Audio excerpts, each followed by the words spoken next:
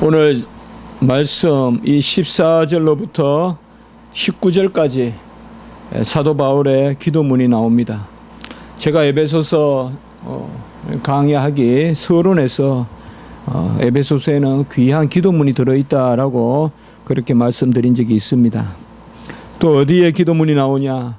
이미 우리가 1장에서 보았듯이 1장 15절에서 19절까지 뭐 더 크게 보면 15절에서 23절까지 다 포함해서 기도문이 1차 기도문이 나오고 여기에 2차 기도문이 나오는 것을 볼 수가 있습니다.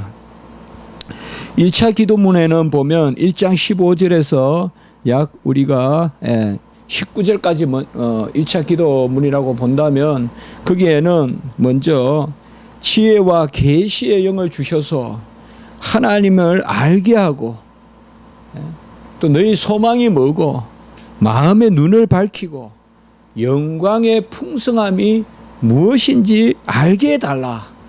그래서 첫 번째 기도는 이방인들에게 알게 해달라, 깨닫게 해달라. 그것을 사도 바울이 기도한 것을 볼 수가 있어요. 그래서 영광의 풍성함이 무엇인지 알게 하시기를 구하노라. 1장 18절에도 보면 영광의 풍성함이. 그런데 오늘 여기에 우리가 읽었던 말씀, 특별히 16절에 보면 영광의 풍성함을 따라 강건하게 하시오며. 자, 이제 오늘 기도문의 전반부인데 후반부는 다음 주에 볼 텐데요. 여기서는 지식뿐만 아니라 이제 실제로 그것이 능력으로 역사하고 임하게 해달라고 그렇게 기도하고 있습니다. 자, 이런 측면에서 봤을 때 우리가 1장의 기도문과 이 2장의 기도문은 하나로 어울려서 전체로 같이 읽어야 된다는 것을 알 수가 있습니다. 편지에서 기도를 한다는 것은 정말 마땅한 것이죠. 우리가 누군가에게 절박하게 소식을 전하고 간절하게 안부를 묻는다면 아마 기도를 빼버릴 수가 없을 것입니다.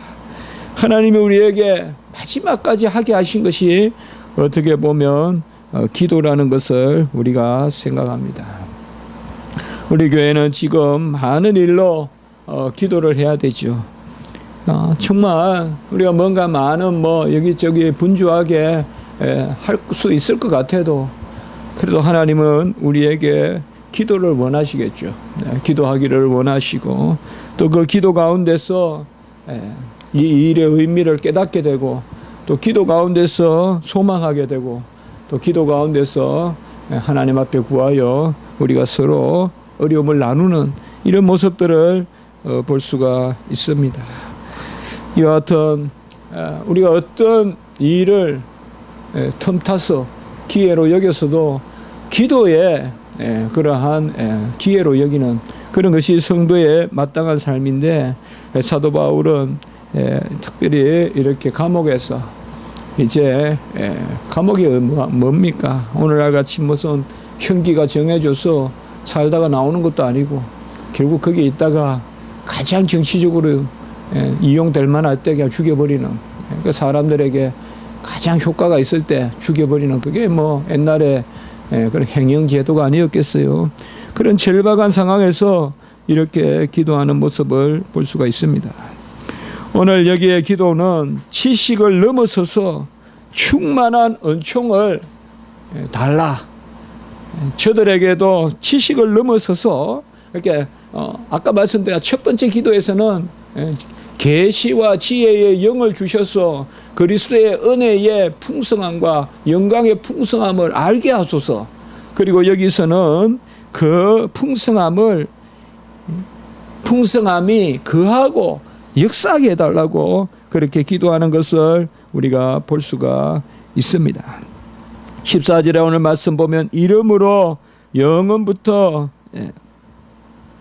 여기 이름으로, 오늘 이것은 항상 여기에 보면 우리가 접속사를 잘 읽어야 돼요. 특별히 서간문에서 우리 13절에도 그름으로 나오고 14절에 이름으로 이런 말들이 나오는데, 이름으로, 여기 이름으로는 뭔가 하면 특별히 우리가 뭘 지칭한다라고 생각해 볼 수가 있는가 하면 바로 은혜의 경륜. 19절에 영원부터 만물을 창조하신 하나님의 속에 감추어졌던 비밀의 경륜이 나타났으므로, 그러니까 영원부터 만물을 창조하신 하나님의 비밀의 경륜, 이런 우리가 말씀을 살펴봤잖아요.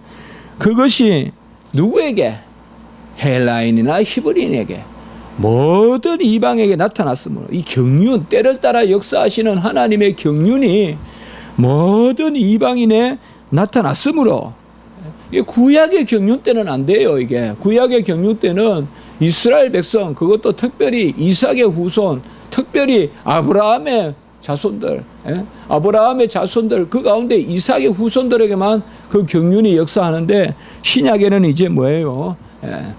창세전에 모든 것을 지으신, 천지를 창조하신 하나님의 그 비밀스러운 경륜이 모든 사람들에게 나타났다 이 말이에요. 모든 이방인들에게, 이 세대의 사람들의 아들들에게 나타났다 이 말이에요. 우리가 그 앞에 보면, 그러므로 하늘과 땅에 있는 각 족속에게, 이렇게 먼저 누구에게 기도하느냐, 이제 기도의 대상이 하늘과 땅에 있는 각 족속이에요.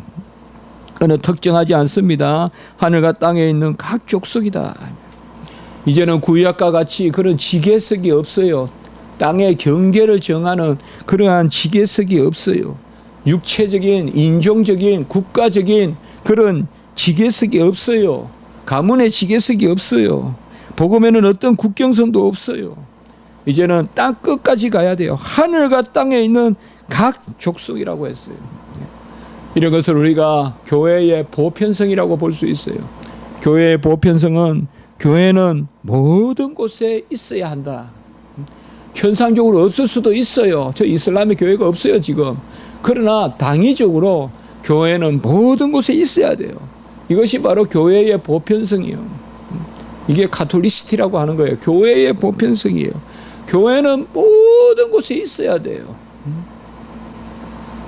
지리상에 발견할 때 15세기 그 후반부, 또 16세기 이런 상황에서는 교회는 유럽에만 있는 줄 알았어요. 유럽 사람들은. 그래서 이제 저 남미 아메리카, 오늘날 브라질이나 이쪽 지역, 그쪽 지역을 처음에 발견하고 나서 깜짝 놀란 거죠. 그곳에도 사람이 살고 있는데 그곳에도 교회가 있을 수 있냐 이 말이에요. 재판이 벌어졌어요. 결국은 저 사람들은 인간이 아니다. 인간이 아닌 사람은 예배 드릴 수 없다. 그러므로 그곳은 교회가 있을 수 없다. 그게 결론을 내린 거예요 처음에. 그래서 교회는 유럽에만 있을 수 있다. 오늘 여기 보세요. 하늘과 땅에 있는 각 족속에게, 사도 바울은 기도한 하늘과 땅에 있는 각 족속에게, 그것이 이제 지평이 열리는 것입니다. 교회는 모든 곳에 있어야 돼요. 왜? 교회의 머리는 그리스도고, 그리스도의 의가 모든 창세전에 택한 백성에게 미침으로, 어느 지역의 경계를 두는 게 아니라 선택에 있어요.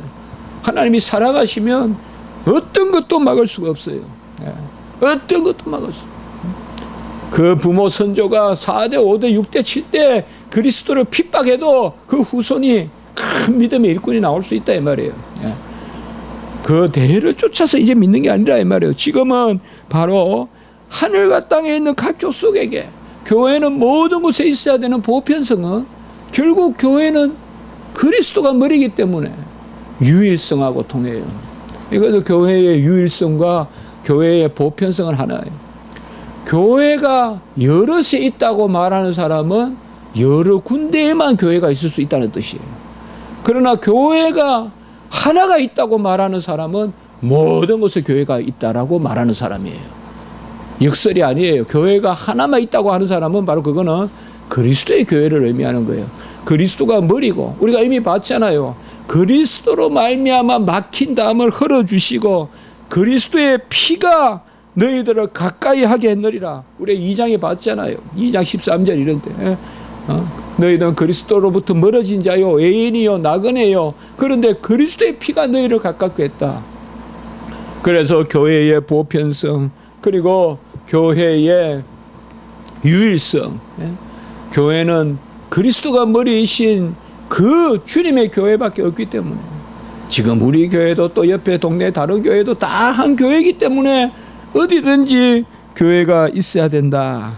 이것이 바로 오늘 말씀입니다. 그래서 우리가 어떻게 하냐면 기도도 모든 족속과 모든 열방을 위해서 우리가 기도해야 됩니다. 저는 학생들에게 교회에 대해서 가르칠 때 항상 그 이야기를 합니다. 땅 끝까지 복음을 선포해야 하듯이 땅 끝까지 교회를 세워야 한다. 땅 끝까지 교회를 선포하라는 사도행전 1장 8절의 말씀은 땅 끝까지 처치 플랜팅, 교회를 세우라는 말과 같은 말이다. 여러분들이 그 일을 해야 된다. 그렇게 나누고는 합니다. 모든 지역, 모든 족속, 교회는 하나이고 어디든지 있어야 되고, 이거를 하나 더 나가보면 언제나 교회는 하나예요. 지금 교회나 천상의 교회나 지상의 교회는 본질적으로 하나예요. 왜? 그리스도의 의가 하나이기 때문에. 이것만 알면 이단들 다 없어질 텐데 이단들은 이걸 몰라요. 지금 교회에 역사하는 의도 그리스도의 의고, 새하늘과 새 땅에 역사하는 의도 그리스도의 의예요. 이단들은 새하늘과 새 땅에는 또 다른 의가 있는 줄 알아요. 그리스도의 의에. 그러니까 또 다른 의를 이야기하려고 교주들을 등장시키는 거예요. 제가 언젠가 그 종말론 총회에서 발표하면서 쭉 종말론을 읽고 정리했는데 아직까지 제가 출판 안 했지만은 내년쯤 책으로 낼 생각이 있어요. 개혁파 종말론 이렇게 해서 간단하게 내려고 길게 안 하고. 길게 이야기할 게 없어요. 종말론은 예수 그리스도를 전하면 돼요. 종말론은 예수 그리스도의 의가 지금 이 땅에 역사해요. 그리고 새하늘과 새 땅에서도 동일하게 역사해요. 보호자에 앉으신 어린 양 예수 그리스도, 요한계시록 보호자에 앉으신 일찍이 죽음을 당하신 예수 그리스도, 그분의 의예요. 뭔가 그 시대는 새로운 의가 있는 게 아니에요. 똑같은 동일한 의예요. 그래서 지상의 교회와 천상의 교회는 실체적으로 하나예요. 단절된다고 말하면 세대주의고, 새로운 의가 있다고 말하면 로마 캐톨릭이고, 그 이단들이요 다. 지금 역사하는, 지금 교회에 역사하는 그리스도의 의가 그때도 동일한 의가 역사한다. 다만 역사하는 경륜은 달라요. 그때는 완성된 경륜으로 나타나요. 역사하는 질서는 다르지만은 실체는 같단 말이에요. 교회의 실체는. 그래서 여기에 보면 하늘과 땅에 있는 각 족속에게, 그래서 교회는 보편적으로 어디에나 있어야 되고, 교회가 보편성인 것은 교회가 하나이기 때문에, 예수 그리스도를 머리로 한 이 보편적인 교회는 지금도 있어야 되고 영원히 있어야 한다. 신학자들이 이야기는 잘 안 해요. 그러나 저는 공간적 보편성과 시간적 보편성이라고 제가 이야기를 해요. 공간적 보편성은 지금 어디에나 있어야 되고, 시간적 보편성은 언제나 어디에나 있어야 돼요. 언제나 어디에나 있어야 돼요. 지금과 이후로도 모든 곳에 있는 그 족속을 위하여 기도한다. 전체적으로 에베소서 2장 3장 여기에서 우리가 읽어야 해서 교회론적 맥락을 잘 살펴봐야 돼요. 교회와 그리스도를 함께 말하고 있는 것이 지금 이 부분의 맥락이거든요. 그 하늘과 땅에 있는 각 족속에게 이름을 주신 아버지께 무릎을 꿇고 기도한다라고 이렇게 말하고 있습니다. 여러분들, 기도는 아버지께 드리는 것이죠.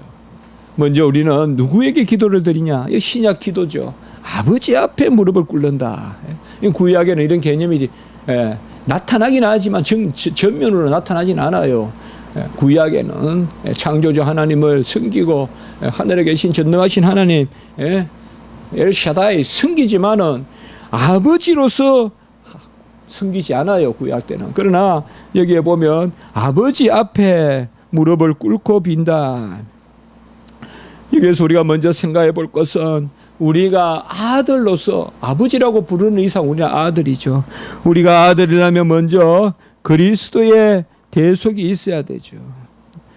그래서 아버지 앞에 무릎을 꿇는 것은 오직 아들로서, 자녀로서 구원받은 자만 무릎을 꿇을 수가 있어요.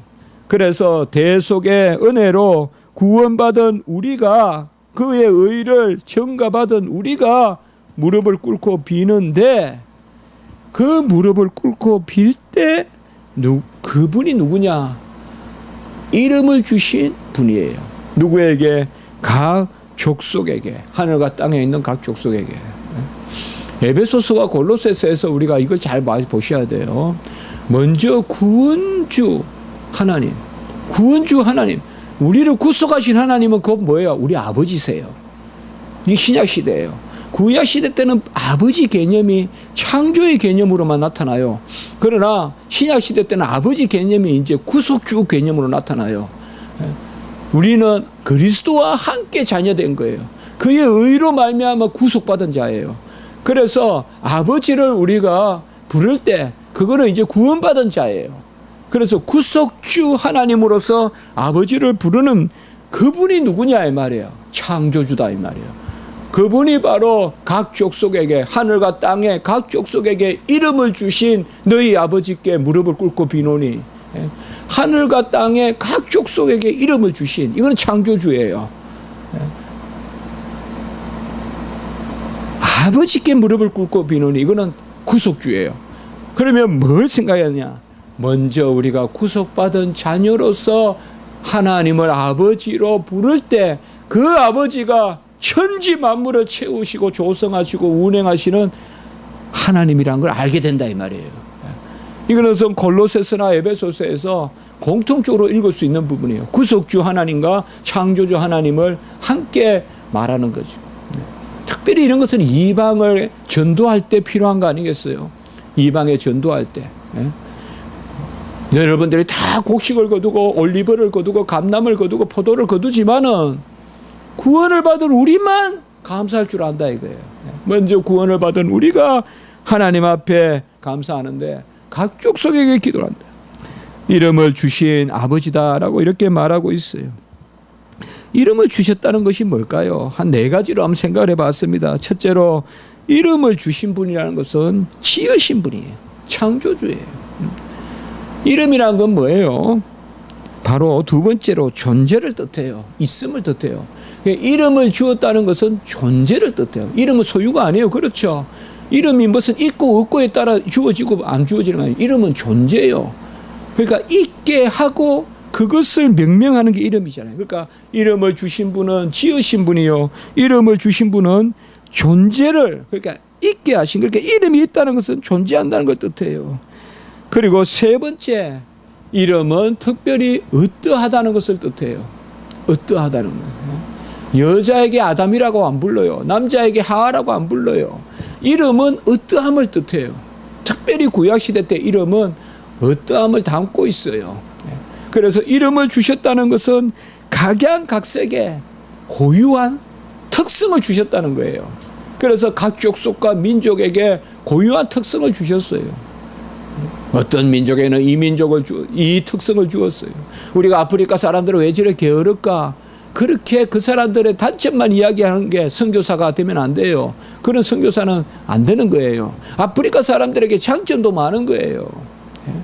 장점도 많은 거예요. 요새 많이 나오죠, 뉴스에. 세계에서 최고 행복하게 사는 나라가 어디예요? 부탄이잖아요.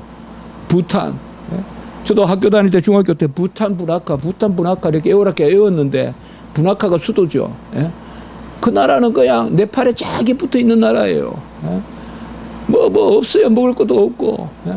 6개월, 7개월 해가지고 이게 이불, 장판 이런 거 하나 짜요. 6, 7개월 해가 손으로. 그래 그거 팔아가지고 먹고 살고. 그게 세계 행복 지수 1위예요. 그 사람들이 행복하다고 안 해요. 미국이나 영국이나 이런 데서 조사해 보니까 뭐 선진국 뭐 잘 산다고 뭐예요 이게. 한쪽에는 에어컨 틀어놓고 한쪽에는 온도 높이고 한쪽에는 온도 낮추고 이 모순된 시대를 살고 있잖아요 우리가. 쫙 아파트에 에어컨이 쫙 있는 거 보세요. 막 온도를 끌어올리잖아요. 대기의 온도를 끌어올리고 또 한쪽에서는 시원하다 이게 악순환 아니에요 어떻게 보면. 악순환이잖아요. 사실상 각각의 고유한 특성을 주었어요. 참 이런 거 보면 우리가 좀 여행을 다녀봐야 돼요. 그렇죠? 여행을 다녀보면 알게 모르게 우리의 아집, 우리의 이 문화 습관이 최고가 아니라는 걸 알고 있죠. 그저 아웅다웅거리고 우리가 좋다고 말하는 이게 다가 아니라는 것을 여행이 가르쳐 주죠. 그렇죠. 예. 그래서 여행을 다닐 필요가 있는 것 같아요. 각 족속에게 이름을 주신 것은 존재를 주셨고, 이름을 주신 것은 있게 하셨고, 이름을 주신 것은 바로 고유한 특성을 주셨어요. 한 가지만 더 말한다면 각 족속에게 이름을 주셨다는 것은 각 족속에게 고유하게 의무를 주셨다는 것이라고 볼 수가 있어요. 너희들은 그러하니 그러해야 된다는 거죠. 그렇게 살아야 된다는 것이죠. 각 족속에게 고유한 의무를 주었다는 것을 볼 수가 있습니다. 요새 올림픽을 하지만은 원래 올림픽은 정말 시들시들한데 저는 이런 게 좋다고 생각해요. 스포츠에 그렇게 목숨을 내걸고 막 전 국민이 그냥 막 스포츠 할 때는 그냥 뭐나 되는 거지. 그게 올림픽 정신이었겠어요. 막 금메달 따면 막 울고 막 땅을 치고 금메달 따면 좋아하고 1초 만에 되고 안 되고 그거 차이가 뭐가 그렇게 좋겠어요. 그 볼트 뛰는데 우사인 볼트가 뛰는 걸 제가 한번 봤습니다. 어제 보니까 3등한 사람이 막 너무 감격에 그여워서 내가 이걸 했냐 하고 막 그래요. 또 어제 400 계주도 보니까 일본 사람들 은메달 땄어요. 동양 사람이 400m 계주에 은메달 딴 건 처음이잖아요. 1등은 우사인 볼트가 있고 막 일본 사람들도 너무 좋아하는 거예요. 사실상 스포츠가 뭐예요? 어떤 민족은 열심히 뛰어도 덜 뛸 수도 있고 내가 할 수 있는 데서 최선을 다해서 되면 되는 거지.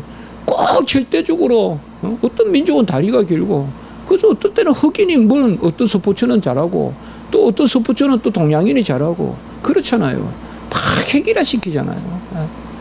정말 이런 게 좀 보면 우리가 스포츠 간도 저도 영국, 미국 살아봤지만 우리나라는 정말 너무 이게 스포츠가 무슨 이거 난리가 나듯이 말이죠. 금메달 안 왔다면 뭐가 의미가 있어요, 그 금메달이. 안 그래요, 여러분들? 그런 것을 생각하게 되는데요. 바로 여기에서 지금 뭔가 하면 자, 이걸 한번 생각해 봅시다. 저는 종교다운주의는 틀린 거예요. 틀린 거예요. 그러나 각 민족의 고유함은 인정해야 돼요, 우리가. 예? 복음은 하나예요. 그리스도는 하나예요. 교회는 하나예요. 믿음은 하나예요. 성령의 역사는 하나예요. 그러나 미국 사람들의 특성이 있고 한국 사람들의 특성이 있어요. 그런 것을 무시하는 선교를 하면 안 된다 이 말이에요. 한국 사람들의 장점도 있어요. 술 먹고 담배 피고 도박하고 이건 잘못됐어요. 그러나 정이 많고 다른 사람들 동행해 주고 말이요. 예수님이 동행해 주라 그랬잖아요. 이웃집에 슬퍼하면 자기 일같이 고가고. 그래 예수님 뭐라고 했어요? 슬퍼하나 슬퍼하지 않고 피리를 부나 춤추지 아니하고.